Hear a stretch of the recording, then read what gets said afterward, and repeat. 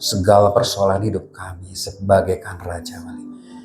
Siapkan hati kami Tuhan, dan biarlah kami boleh mendengar firman-Mu dan mengerti apa yang Kau mau dalam hidup kami. Diserahkan pemberitaan firman-Mu hanya di dalam nama Tuhan Yesus Kristus saja. Haleluya. Amin. Ya, puji Tuhan. Shalom saudara, selamat pagi. Ya, Tuhan begitu baik buat kita.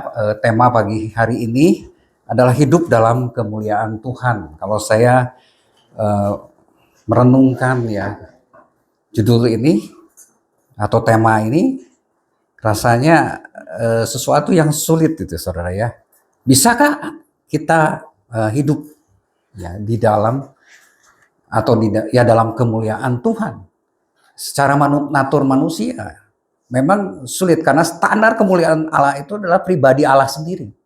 Jadi ketika kita hidup di dalam kemuliaan Tuhan, berarti kehidupan kita harus sama dengan Allah. Ya, seperti kabot atau dosa ya, dikatakan bahwa kekudusannya menunjukkan kekudusannya. Betapa luar biasanya Allah. Betapa kudusnya Allah. Kesempurnaan karakternya. Kita lihat karakternya, kasihnya, kebenarannya, keadilannya, kesetiaannya, kerendahan hatinya. Tidak ada seorang pun yang bisa mengikuti atau menuruti seperti Yesus selama ada di dalam dunia ini. Ya, beberapa hari ini saya sedang berbicara dengan anak saya.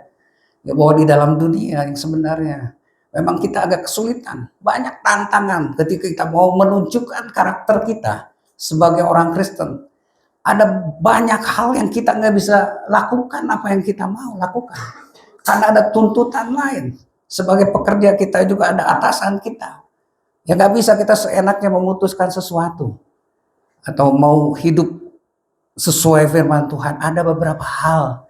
Ya karena pihak lain juga menyerang kita sedemikian rupa. Jadi sulit sekali. Ya, dan Yesus sendiri bilang di dalam Matius 7, masuklah melalui pintu yang sempit. Itu adalah pintu yang sempit sehingga sulit kita untuk masuk. Hanya sedikit orang yang masuk ke dalam pintu yang sempit itu. Sesak jalan menuju kepada kehidupan itu. Dikatakan oleh Matius 7 ayat 13 ya, dan 14. Jadi hanya sedikit orang yang mendapatinya. Tapi ini adalah tantangan buat kita, karena sebagai orang-orang percaya kepada Tuhan, kita dituntut untuk memiliki penyangkalan diri, yang merubah karakter kita melalui ketaatan yang radikal, yang berbeda dengan dunia yang menawarkan pujian, yang menawarkan kekayaan ego dan kesenangan. Ya itulah manusia. Jadi ada yang bisa nggak saudara? Ternyata tokoh-tokoh Alkitab ya bisa, ada beberapa tokoh Alkitab bisa melakukan itu. Karena hidup dalam kemuliaan Tuhan juga merupakan panggilan. Ya, di dalam 1 Tesalonika 2 ayat 12 dikatakan supaya kamu hidup sesuai dengan kehendak Allah yang memanggil kamu dalam kerajaan dan kemuliaannya. Jadi ini hidup dalam kemuliaan Allah adalah panggilan Allah sendiri. Kemudian juga hidup dalam kemuliaan Tuhan sebenarnya merupakan keadaan kita. Orang yang sudah diselamatkan oleh Tuhan. Ya dikatakan di dalam Efesus 5 ayat 8. Ya, memang dahulu kamu adalah kegelapan dan sekarang kamu adalah terang di dalam Tuhan. Ya, sebab itu hiduplah sebagai anak-anak terang. Jadi ini adalah keadaan kita sebetulnya. Kita adalah terang. Ya, jadi dalam Yesaya 60 juga dikatakan menjadi teranglah. Ya, karena kemuliaan Tuhan juga sudah terbit atas kita, ya, atas hidupmu, ya, dan kemuliaan Tuhan itu menjadi nyata atasmu. Matius 5 ayat 16 katakan kamu adalah terang dunia, yaitu keadaan dan juga merupakan perintah Tuhan untuk hidup di dalam kemuliaan Tuhan. Ya, tadi saya katakan beberapa tokoh bisa hidup di dalam kemuliaan Tuhan. Contohnya Musa. Dia bercahaya mukanya, menunjukkan kemuliaan Tuhan dalam hidupnya ketika dia bertemu dengan Tuhan. Karena apa? Mempunyai relasi yang intim dengan Tuhan. Kemudian dia juga haus akan hadirat Tuhan. Ya, kemuliaan adalah hadiran Tuhan. Kehadiran Tuhan yang tinggal memimpin, meneguhkan, dan memancar dalam kehidupan kita. Itulah kemuliaan Tuhan. Kemudian selain itu kita lihat juga Daud. Daud juga sama, walaupun dia pernah berbuat dosa, tetapi dikatakan Daud adalah orang yang berkenan di hadapan Tuhan. Karena apa? Penyertaan Tuhan selama hidupnya itu ada di dalam diri Daud. Karena dia selalu mencari perkenanan Tuhan. Dia bilang, aku mau hidup ya di dalam bait Allah. Ya, hatinya selaras dengan hati Allah. Jadi dia mengejar kemuliaan bukan hanya kedudukan. Berapa tahun dia harus menunggu ketika dia sudah diurapi untuk menjadi raja, tapi dia menunggu waktunya Tuhan. Dia tidak mengejar kedudukan sebagai raja. Ya, hidupnya ada dalam penyembahan, ada dalam ketaatan, ada dalam penyertaan Allah yang nyata. Yesaya juga hidup dalam kemuliaan Tuhan, dalam panggilan dan penyucian Allah. Intinya, siapa yang melihat kemuliaan Allah, karena dia melihat kemuliaan Allah, Yesaya itu, maka hidupnya diubah menuju kemuliaan. Daniel sama. Daniel hidup dalam kemuliaan melalui karakter kudus. Dia tidak mau mencemarkan dengan makanan-makanan raja. Ya, tapi dia mencerminkan karakter ilahi yang terus memancar dalam hidupnya, sehingga ya raja juga katakan ya harus ikut kepada kepercayaan Daniel. Ya, luar biasa. Elia juga hidup dalam kemuliaan Tuhan melalui kuasa Allah. Hidup dalam kuasa Allah, dalam ketaatan yang total. Ya, memang sejak awal Tuhan juga sudah memberikan kemuliaan kepada kita. Allah menciptakan kita itu segambar dan serupa dengan Allah, dengan dirinya. Gambar itu karakter, moralitas, roh, akal budi, kreativitas, kemampuan Allah itu diberikan kepada kita. Ya, sesuai dengan rupa Allah dikatakan. Jadi rupa Allah itu adalah kita diciptakan memantulkan karakter dan sifat serta kemuliaan Allah. Jadi ada, dan Tuhan mengatakan bahwa kita dimahkotai, manusia dimahkotai dengan kemuliaan dan hormat. Ya, Mazmur 8 ayat 6. Jadi ciri khusus yang diberikan kepada manusia adalah gambar dan rupa Allah, dan ini tidak diberikan kepada makhluk lain. Jadi manusia punya potensi untuk bisa hidup dalam kemuliaan Tuhan. Cuma sayang, saudara, iblis membelokkan arti kemuliaan Tuhan.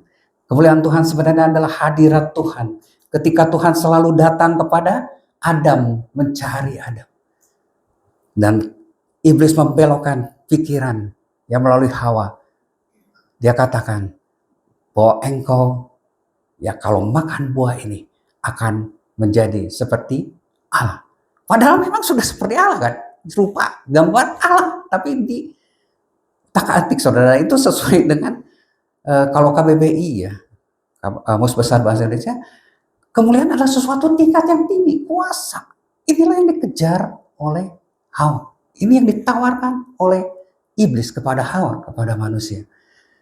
Ya, jadi akhirnya tujuan Tuhan bekerja sama dengan manusia mengelola bumi ini hancur karena ada keinginan yang lebih. Ya, padahal dia sudah sama dengan Allah, tapi ingin lebih. Ya, tapi puji Tuhan, Tuhan begitu baik, Tuhan begitu mengasihi kita.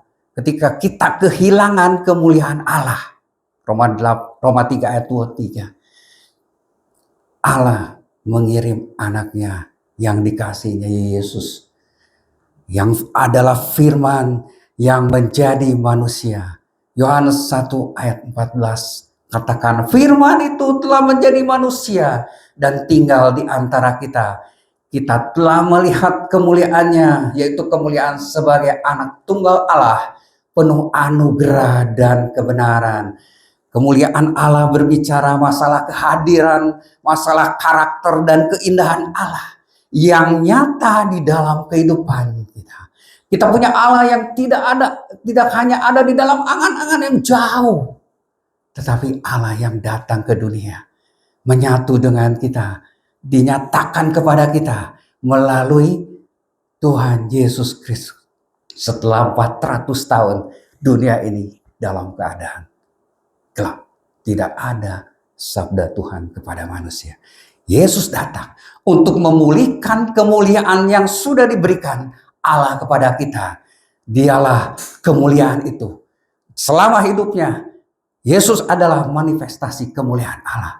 Sampai dia mati di atas kayu salib dan dia katakan, Bapa, telah tiba saatnya, muliakanlah anakmu supaya anakmu memuliakan engkau. Jadi selama hidupnya, Yesus tetap memanifestasikan kemuliaan Allah. Dan Tuhan mau juga, Yesus juga mau dengan menebus kita.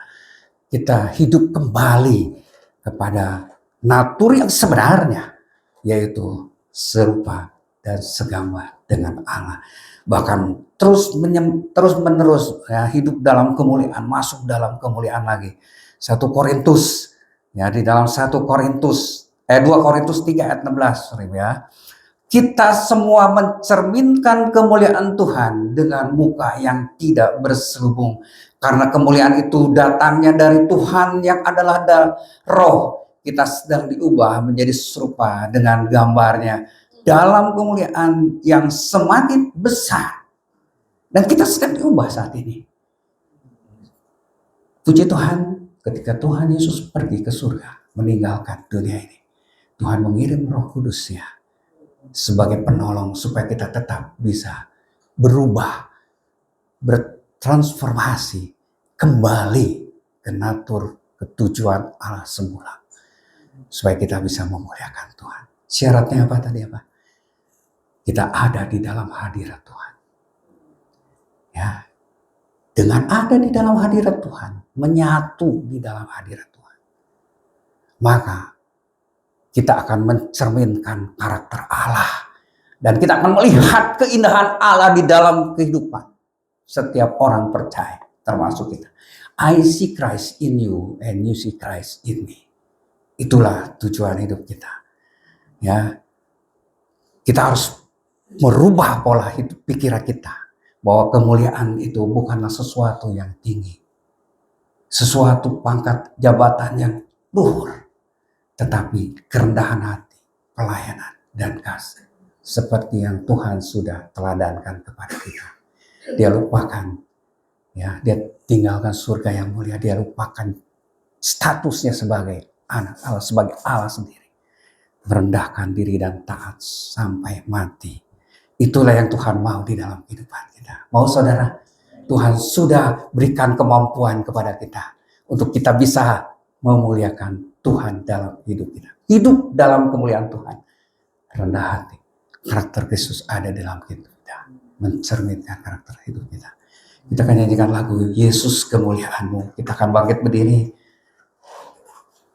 Kita minta Tuhan memulihkan hidup kita. Dan kita mau taat sampai mati seperti Yesus. Untuk tetap ada di dalam hadirat Tuhan.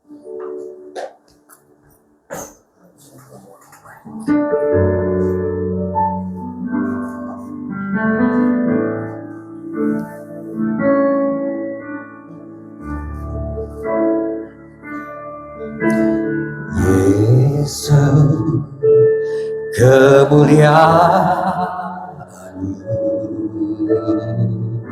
pulihkan hatiku. Biarlah kita minta dipulihkan hati. Biarlah kita mau seperti Yesus yang adalah kemuliaan Tuhan sendiri. Apakah bisa? Bisa, Tuhan bilang. Yesus kemuliaan-Mu, pulihkan hatiku.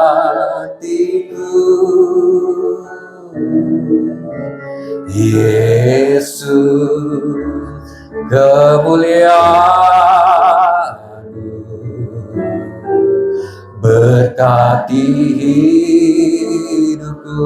Katakan segala pujian, segala pujian, syukur bagimu. Kau hadir dalam hidupku. Kini ku bangga hadapanmu, memujimu, menyembahmu. Yesus, ku menyembahmu. Katakan segala pujian, segala pujian bagimu.